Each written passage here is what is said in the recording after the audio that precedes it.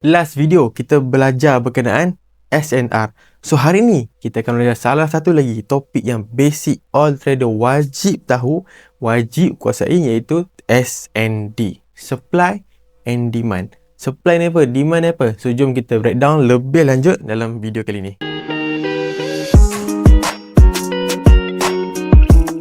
So hari ni kita akan belajar berkenaan SND. Kalau korang tengok video yang lepas, kita belajar SNR kan. Hari ni kita belajar berkenaan SND. Bermaksud, SND ni apa? Yang lama-lama mesti tahu. Tapi kalau yang baru ni, SND ataupun yang belajar ekonomi, mesti dah tahu SND ni apa. SND bermaksud Supply and Demand. Ni adalah SND. Sama lah dengan kita berniaga pun, kita akan juga ada juga term SND ni, yang bermaksud supply ni ada supply yang banyak, demand ni permintaan yang ramai. Supply ni orang sediakan barang, demand ni permintaan tu ramai. Contoh dalam berniaga, kita supply, kita boleh supply banyak makanan, tapi demand tak ada, permintaan tak ada. So perniagaan kita rugi. Sama lah dengan trading. Trading ni kita nak tahu dekat mana permintaan seller tu ramai, supply, dekat mana permintaan demand tu ramai, permintaan buyer tu ramai. So ni adalah SND. Biasa apa yang saya tulis ni lah. Supply bermaksud zone di mana jumlah seller lebih banyak daripada pembeli. Biasanya terletak dekat atas. Manakala demand pula, demand merupakan zone ataupun kawasan yang di mana jumlah pembeli lagi banyak daripada penjual. Zone ni biasanya berada di paling bawah. Dia macam support resistance kan, kalau kau ingat. Tapi ni supply and demand, term yang berbeza. Ni adalah term. So dalam SND ni, dia ada 4 jenis SND yang kita kena faham. Kalau dalam SNR kita ada swap zone kan, SBR, RBS kan. Dalam SND kita ada 4. So 4 tu apa? Kita ada, saya compilekan dalam satu slide supaya senang kau nak follow. Dekat sini kita ada SND yang pertama, iaitu RBD. RBD ni apa? Rally, dia buat base dan dia drop. Abaikan yang titik-titik ni dulu. Ini adalah SND yang pertama. Kita ada RBD, rally, dia buat kenaikan, dia buat base, dia sideway dan dia drop. Ini adalah SND. Dekat sini adalah dikategorikan supply zone. Ada permintaan seller dekat situ. Ini SND yang pertama. SND yang kedua, kita ada RBR, rally, base, rally. Dalam chart pula berbentuk macam ni. Rally, dia buat kenaikan, base, dia sideway dan dia buat rally, kenaikan lagi. Ini adalah rally, base, rally. Sini base ni adalah kawasan dipanggil demand zone, di mana ada permintaan pembeli dekat sini. Dekat sini adalah zone-zone demand. Ni SND yang kedua. SND yang ketiga kita ada DBR, drop, base, dia buat sideway dan dia rally, naik ke atas. Term ni sama je dengan SNR, cuma ni term SND, dia buat drop, base, rally. Sini base ni dipanggil sebagai demand zone.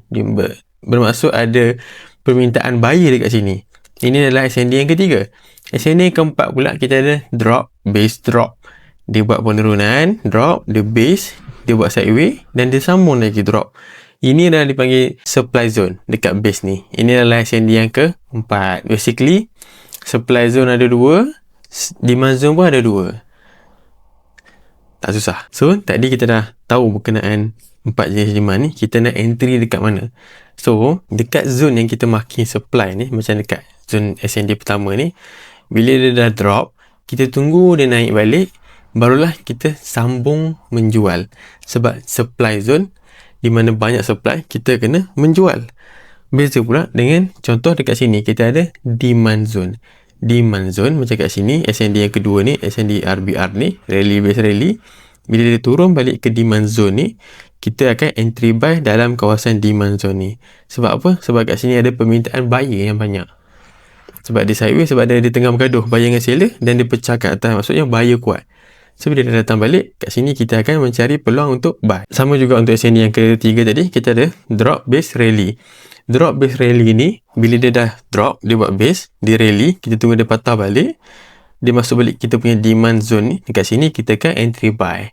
Sama juga dengan SND yang keempat ni, drop, base, drop. Dekat base ni kita tunggu dia masuk balik, baru kita sell. Sebab ni adalah supply zone. So ni adalah dia punya teori. So kita pergi ke real chart.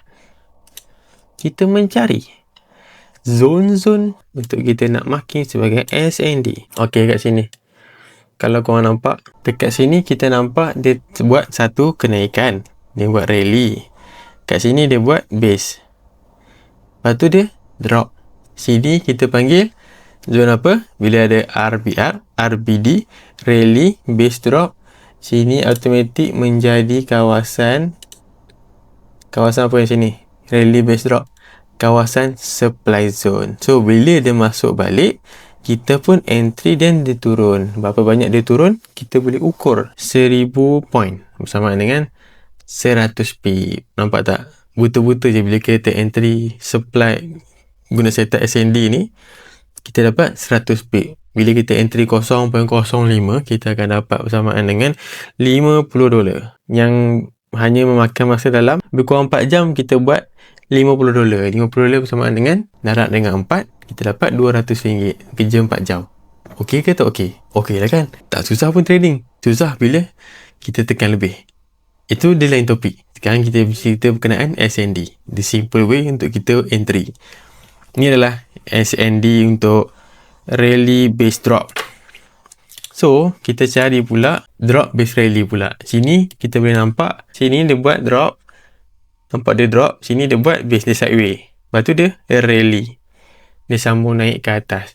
Sini dipanggil kawasan sebagai dia drop base rally, sini dipanggil zone demand zone. Bila demand zone ni kita kena buat apa? Bila dia masuk balik, kita tunggu dia masuk balik untuk kita entry buy, sebab ada permintaan buyer dekat sini. Beza dengan SNR. SNR kita hanya cari support. SND ni kita kena cari sideway dia. Bila dia sideway bermaksud ada permintaan, dia tengah bergaduh buyer dengan seller. Bila dia buat keputusan, tu adalah ada permintaan kat situ. Sama ada supply ataupun demand.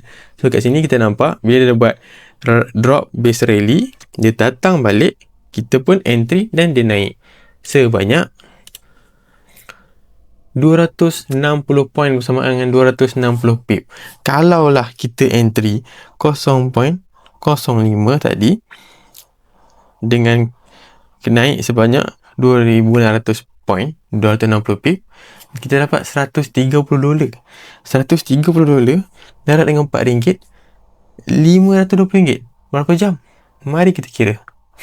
Saya suka kira. Kita entry pukul 3, kita close pukul, kita entry 3.50, kita close dalam 4.50, lebih kurang sejam. Sejam kita dapat RM520. Mudah ke mudah? Memang mudah. Trading memang mudah. Trading memang mudah kalau faham, kalau kena dengan cara. Kalau kita main bedal je, memang tak keuntung lah. So ni adalah SND yang kedua. Kita ada apa lagi? Rally base. Tadi kita buat ni drop base rally, base drop. So dekat sini pula kita dah jumpa satu zone dipanggil. So ni adalah rally, dia buat sideway. Kat sini adalah dia punya base.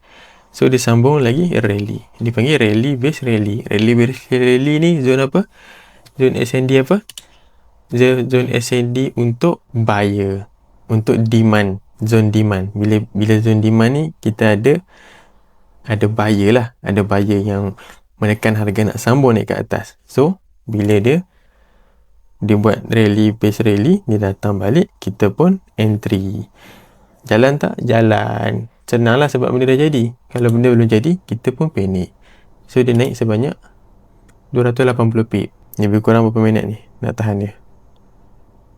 Kita entry pukul 12.25, kita close 1.5, lebih kurang sejam juga. Kita akan buat duit sebanyak RM520 dalam masa sejam. Memang mudah. Memang mudah kalau jadi. Kalau tak jadi, menangis. So ni adalah SND yang ketiga kita. SND yang keempat kita mencari zone drop base drop. Okey, menarik. Dekat sini saya dah jumpa satu zone dipanggil drop base drop. Sini kita nampak dia sedang turun. Bila dia turun, dia buat drop. Sini dia buat satu base dan dia sambung drop. Kita pun teruslah marking SND ni. Sebab apa? Bila dia masuk balik, dia akan turun. Dia sambung menurun. Ini adalah zon SND yang keempat. Drop, base, drop. Kita akan dapat profit sebanyak, korang suka kan dengan dapat profit ni, 180 pip selama pun lebih kurang sejam. 180 pip darab dengan kita entry 0.05 tadi, kita dapat dalam $90. Darab dengan RM4 Malaysia, kita dapat lebih kurang RM360 sejam. Best ke tak best SND ni? Best kan? So, ni adalah dia punya aerial test dalam market. So, korang mesti confuse kan apa beza SND dengan SNR. So, korang kena faham, SNR ni dia berfungsi sebagai lantai dengan ceiling. atap. So ni dia punya, ni adalah SNR. Ni mana paling bawah tu support, yang mana paling atas tu resistance. Manakala SND pula berbeza. Kita kena tunggu dia buat sideway dulu, sebab kat sideway itulah dia nak menentukan sama ada buyer ataupun seller sedang pegang market waktu tu.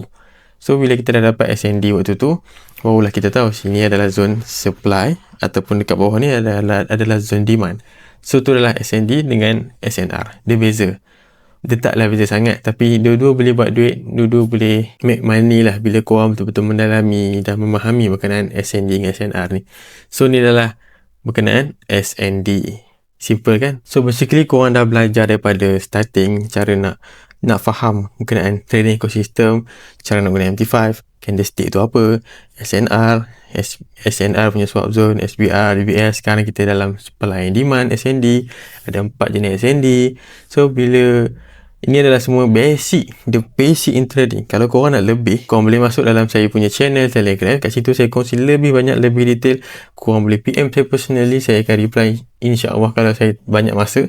So I see you in the next video. Okay, so kalau betul-betul korang follow kita punya journey daripada first video sampai sekarang, korang mesti dah faham berkenaan SNR dan SND. So dengan dua benda ni sahaja, kita dah boleh sebenarnya make money in trading. So next topic kita akan belajar cara scalping, cara make money in trading. Mesti korang dah lama tunggu kan topik ni, nak buat duit je kan, dah ketuk-ketuk tangan dan nak tekan kan.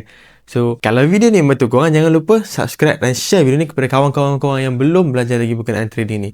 I see you in the next video. Korang memang senpai.